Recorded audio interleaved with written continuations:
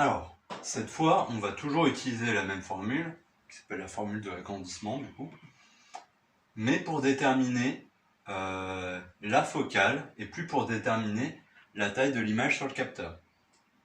Donc ce coup-là, on va plutôt utiliser sa version f' égale d fois i divisé par o. Donc, comme on divisait par d ici, en le passant de l'autre côté, ça devient multiplié par d. Et il n'y a plus qu'à remplacer.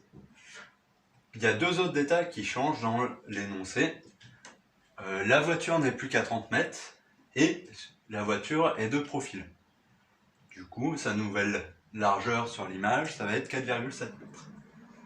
Par rapport à avant, on voit elle était de face. Et donc, pour déterminer f', d, on a dit, c'est 30 mètres. On veut qu'en largeur, on fasse 2/3 du capteur. Donc ça va faire 2/3 de 9,6 puisque c'est la largeur du capteur.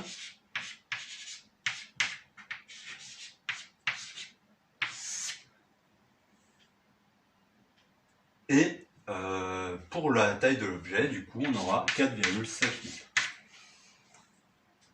Et en faisant ce calcul, on obtiendra directement le résultat de la focale en millimètres.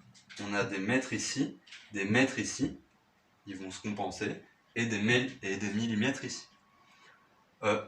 On aurait totalement pu poser une question relativement similaire en considérant la hauteur de la voiture.